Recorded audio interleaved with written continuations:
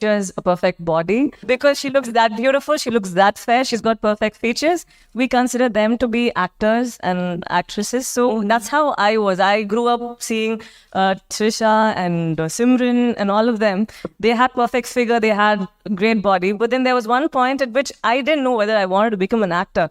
But I always had this insecurity when I was in Georgia doing medicine. So I was with these Georgians, people who were very fair, and then they didn't have pimples, but I had all of this.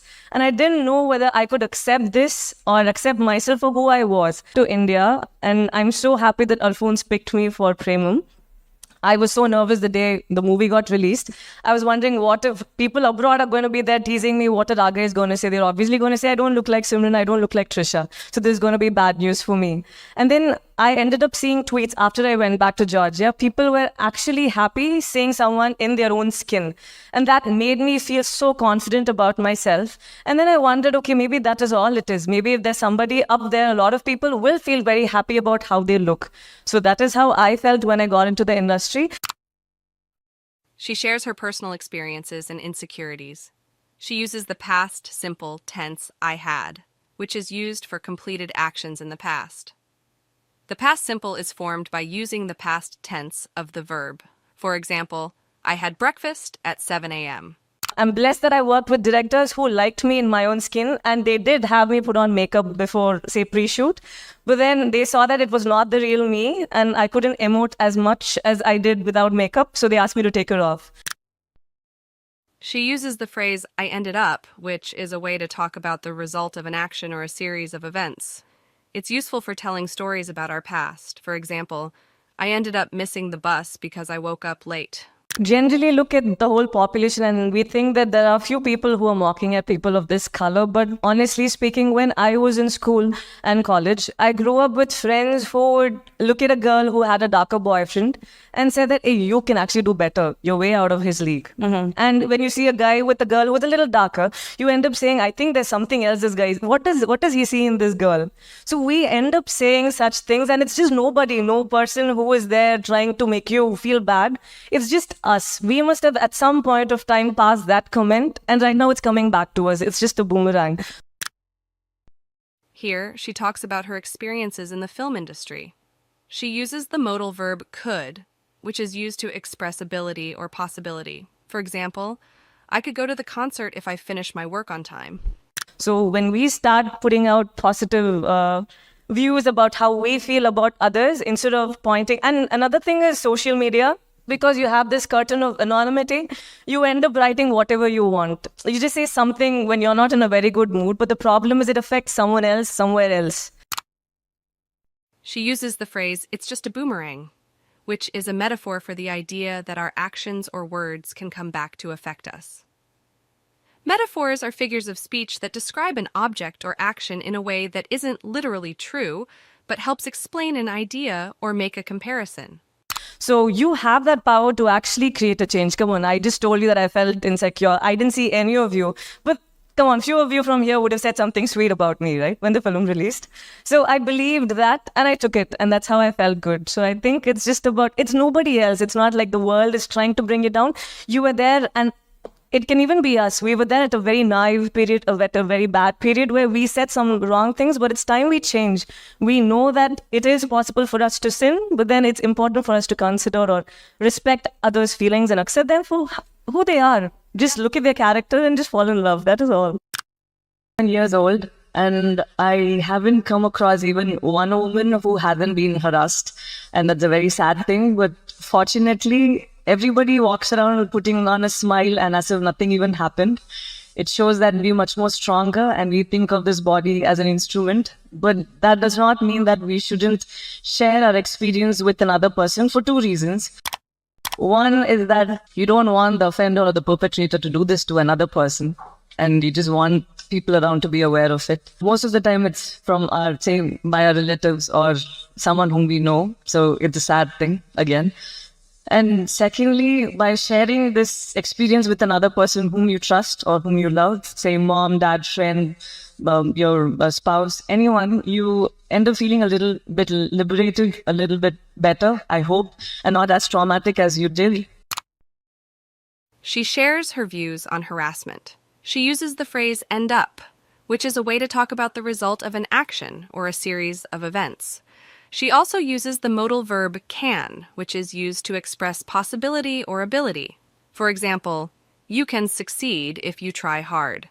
So these are two things that I wanted to mention. But another thing was, apart from safety and asking for better punishment for the perpetrators, I think it's important that we even stress on discipline. I know it's a word which you learned in school or in college, but honestly, it starts from home. It's simple, where you just notice how your children behave over a period of time and you correct them. You can't put the burden on the society and on the cops, because once you teach your children how to be humane, I think that will make the world a better place. She emphasizes the importance of discipline. She uses the phrase stress on, which means to emphasize or focus on something. For example, you need to stress on the importance of regular exercise to maintain good health. How you treat your wife and your kid sees how you treat your wife, the kid is going to grow up thinking, okay, that's how we treat a woman. How the kid is exposed to an environment where how they look at objectifying a woman, and that's how they end up thinking this is normal. Make sure that it does not cause any harm and leave it at that. It's okay, whatever happens next is up to God and its own talent. So thank you so much for the opportunity. I hope I could just connect with you all in a level that I could from my own experience. And thank you so much for whatever you've all done to make us feel safe. Thank you so much again. Congratulations to all the winners. Super, super proud. I'm nobody to tell this, but thank you so much for all your hard work. And I'm so glad to be here. Rashmika begins her speech with informal greetings and expressions of gratitude. An excellent way to connect with the audience. The phrase super, super proud is an example of repetition to add emphasis. Thank you so much for all of you inviting me. Thank you. Means a lot. So I had one speech prepared for the gathering, but I don't know if somewhere someone had told me you have to tell your, life story, Ani. So I don't think my life story is good enough for this gathering. So what I'm going to do is, it's called She Empowerment. She uses phrases like means a lot to express deep gratitude. Notice the idiomatic expression, I had one speech prepared, which means she had a speech ready to deliver. Where do I start? Okay, so generally, I've been called, the smiling queen or something they say out there, but is it too loud? Is it fine? Okay. So yeah, like I was saying, I've always been called the smiling queen.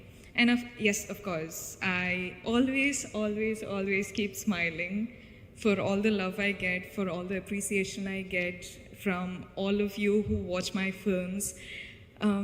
But one of the other reasons why I smile is all of us. I'm pretty sure that all the girls here smile through the sadness, through the loneliness, through the anger, through the frustration. Smile is a superpower, no? Yeah. Same thing with me. I keep doing it. And one day I keep thinking, I'll keep smiling till that day where my smile turns into a real one from the heart.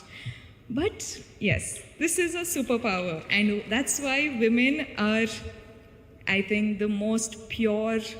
I don't know how to say. The mother is the purest being in the whole world, is what they say, right? Yeah.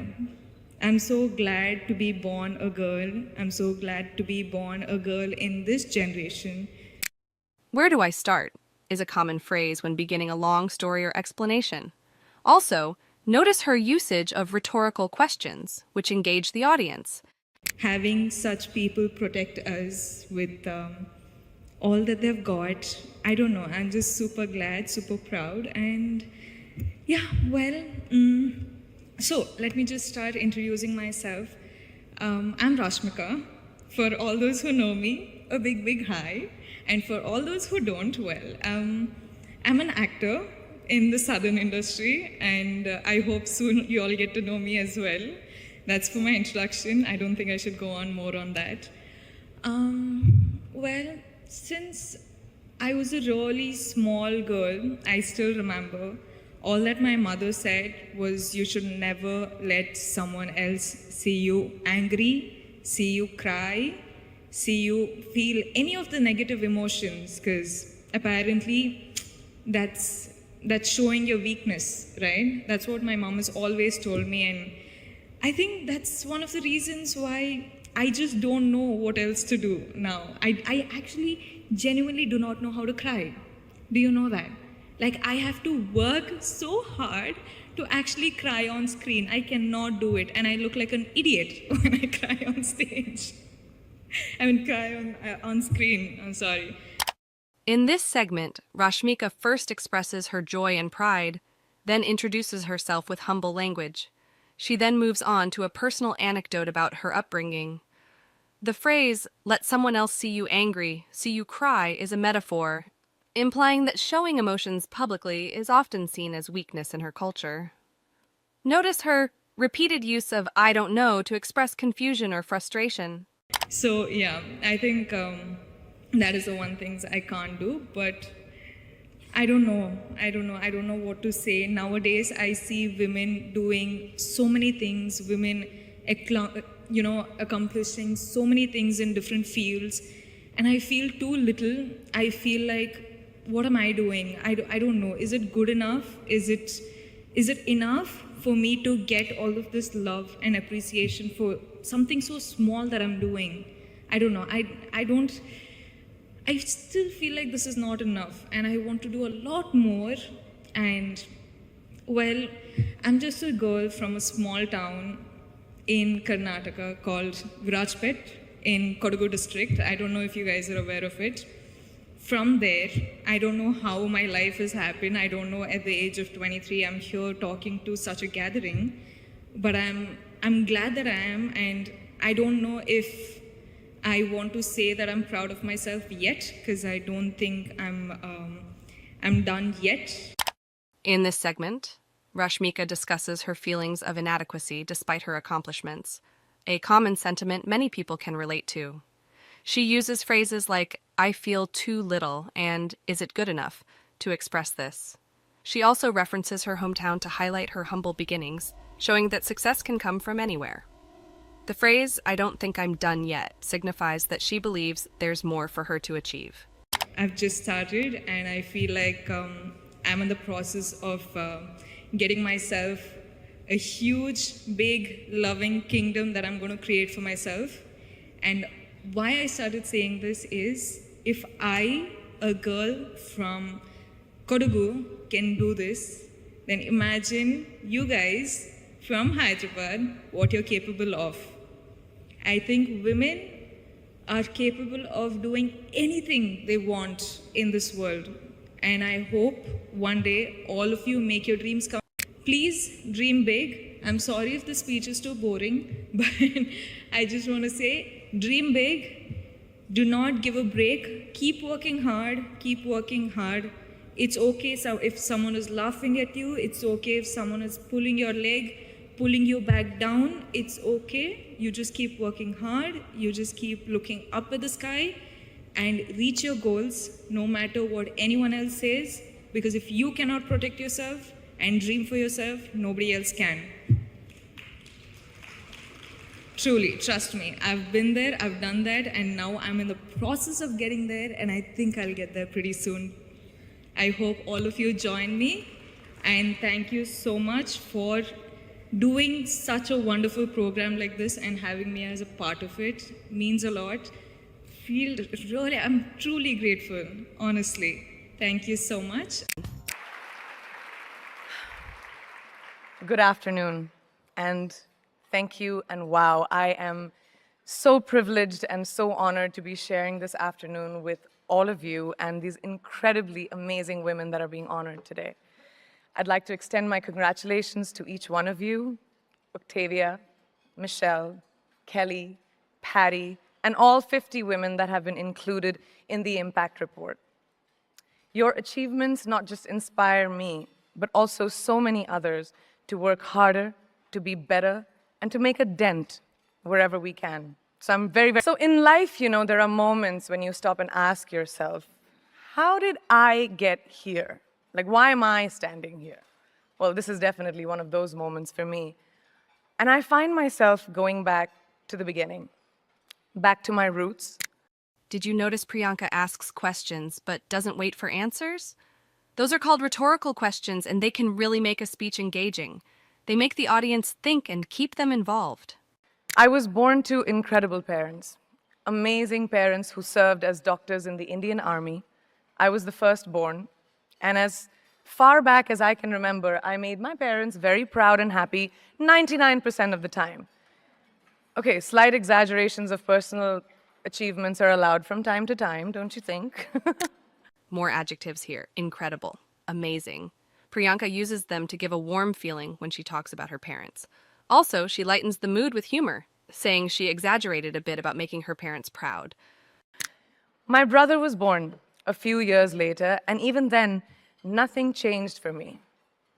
We were both given equal opportunities, and I want to emphasize this. I want to really emphasize this for you because I don't think a lot of people might understand that being equal might seem very normal.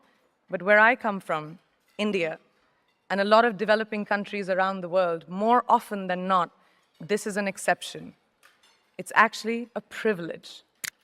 The repeated phrase, "I want to emphasize this," is Priyanka using repetition to drive home her point. Repetition can help make sure the audience understands and remembers what's important in a speech. My first experience of the glaring disparity between boys and girls came at a very, very young age.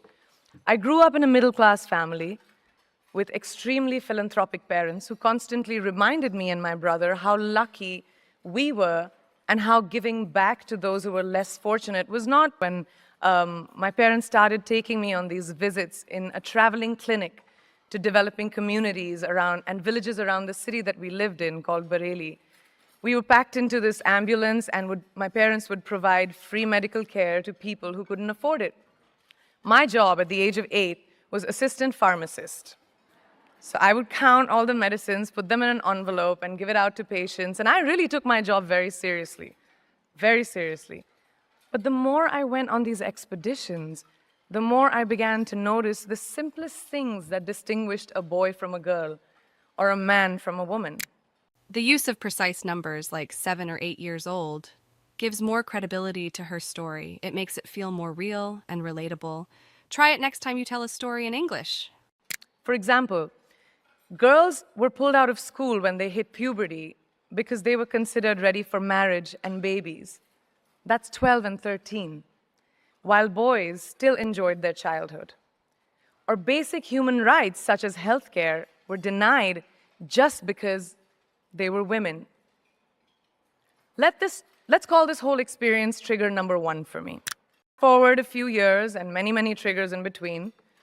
Like a producer director, for example, early on in my career, I must have been about 18 or 19, telling me that if I didn't agree to the ridiculous terms or painfully low salary in his movie, that he would just replace me. Because girls are replaceable in the entertainment business. Notice the phrase fast forward a few years? It's a neat, informal way to show passing of time. She also uses direct speech to recount her interaction with the producer-director. This makes her narrative feel more authentic. That was a memorable one. Made me decide to make myself irreplaceable. But I think what really moved the needle for me and ultimately led me to create the Priyanka Chopra Foundation for Health and Education and around the same time partner with UNICEF was an encounter with my housekeeper's daughter. About 12 years ago, I came home from set early one day, and she was sitting in my library reading a book. And she must have been 8 or 9 years old, and I knew she loved reading. So I asked her, I was like, it's a weekday, why aren't you in school?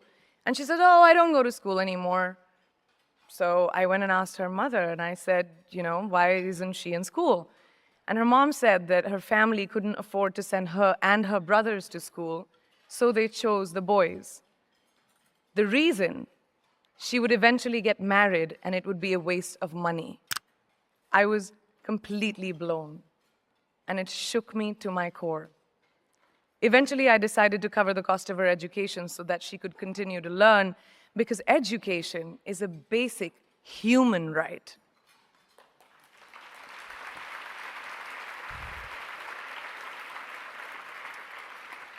and a huge necessity, especially today.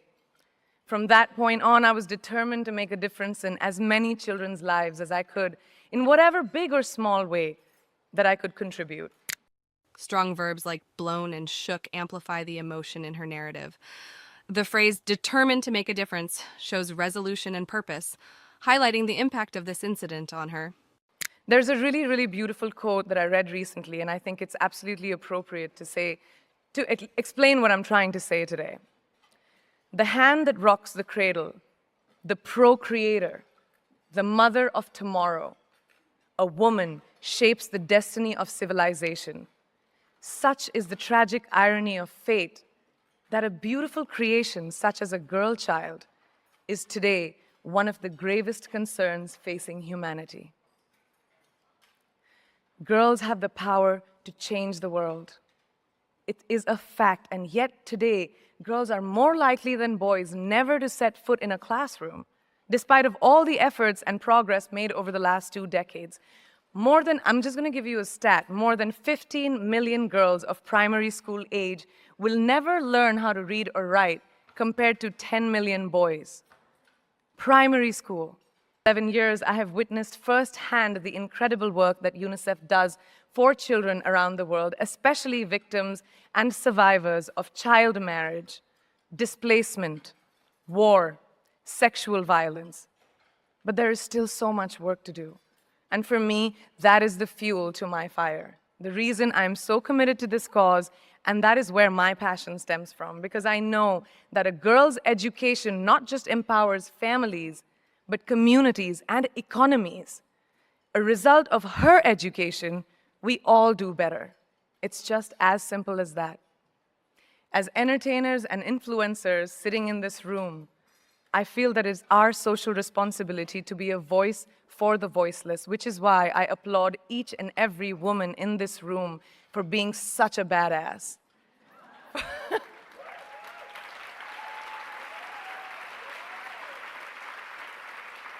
For using your platform and your voice to contribute to change, and for ensuring that there is not even one lost generation as long as we are alive. I'd like to thank Variety and all of you for encouraging me and all of us in this room to keep going and fighting on. Thank you so much. Mr. President, we exercise our right of reply to one more attempt by the leader of Pakistan to tarnish the image of this august forum by bringing in matters internal to my country and going so far as to spew falsehoods on the world stage. While such statements deserve our collective contempt and sympathy for the mindset of the person who utters falsehood repeatedly, I am taking the floor to set the record straight. Regrettably, this is not the first time the leader of Pakistan has misused platforms provided by the UN to propagate false and malicious propaganda against my country, and seeking in vain to divert the world's attention from the sad state of his country, where terrorists enjoy free pass while the lives of ordinary people, especially those belonging to the minority communities, are turned upside down. Mr. President, member states are aware that Pakistan has an established history and policy of harboring, aiding, and actively supporting terrorists. This is a country which has been globally recognized as one openly supporting, training, financing, and arming terrorists as a matter of state policy. It holds the ignoble record of hosting the largest number of terrorists proscribed by the UN Security Council. Mr. President, we marked the solemn occasion of the 20th anniversary of the 9/11 terror attacks just a few days back. The world has not forgotten that the mastermind behind that dastardly event, Osama bin Laden, got shelter in Pakistan. Pakistan leadership continues to glorify him as a martyr. Regrettably, even today, we heard the leader of Pakistan trying to justify acts of terror. Such defense of terrorism is unacceptable in the modern world. We keep hearing that Pakistan is a victim of terrorism. This is the country which is an arsonist disguising itself as a firefighter. Pakistan nurtures terrorists in their backyard in the hope that they will only harm their neighbors. Our region, in fact, the entire world, has suffered because of their policies. On the other hand, they are trying to cover up sectarian violence in their country as acts of terror. Mr. President, this is also the country that still holds the despicable record in our region of having executed a religious and cultural genocide against the people of what is now Bangladesh. As we mark the 50th anniversary this year of that horrid event in history, there is not even an acknowledgement, much less accountability.